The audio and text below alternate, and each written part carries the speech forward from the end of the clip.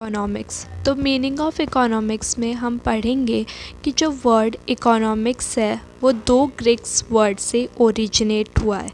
पहला है ओइकस and second है नेमेन, जिसका मतलब होता है to manage a household. Economics word originated from Greek words oikos and nemein that means to manage a house hold.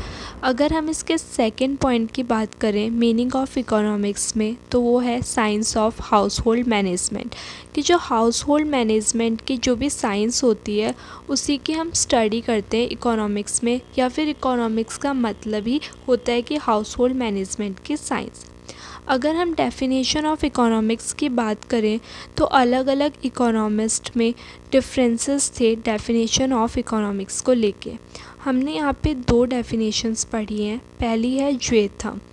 In the words of Jyotham, economics is a complete science. Its boundaries have not yet been fully settled and economics is constantly evolving. Jyotham के words में कहें तो economics एक तरीके से complete science है, लेकिन इसकी बाउंड्रीज़ अभी तक फुली सेटल्ड नहीं हुई है, क्योंकि इकोनॉमिक्स कॉन्स्टेंटली इवॉल्व कर रही है, मतलब लगातार बढ़ रही है। इसलिए सेकेंड डेफिनेशन हमने ली है जेबी की। According to JB, economics is a science which studies about money. JB कहते थे कि इकोनॉमिक एक साइंस है जिसमें हम मनी के बारे में पढ़ते हैं।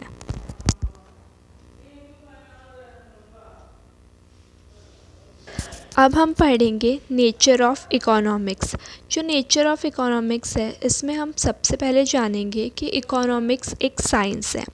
हम इकोनॉमिक्स को साइंस इसलिए कह सकते हैं क्योंकि ये cause and effect relationship show करती है, और इसमें हम बहुत से लॉज के बारे में पढ़ते हैं, जैसे law of demand, law of diminishing utility और भी बहुत सारे लॉज। और ये जो इकोनॉमिक्स होता है इसमें हम दो वेरिएबल्स के बीच में फंक्शनल रिलेशनशिप भी देखते हैं। सेकंड, हम इसको साइंस इसलिए भी कह सकते हैं क्योंकि ये एक तरीके से ब्रांच ऑफ साइंस है जिसमें कलेक्ट, क्लासीफाई और एनालाइज किया जाता है डिफरेंट फैक्टर्स ऑफ इकोनॉमी का। देन उसको बाद हम इसे इकोनॉमिक्स को आर्ट भी कह सकते हैं। आर्ट इसलिए कह सकते हैं क्योंकि ये क्वीन ऑफ सोशल साइंस है और ये ओल्डेस्ट आर्ट सब्जेक्ट है।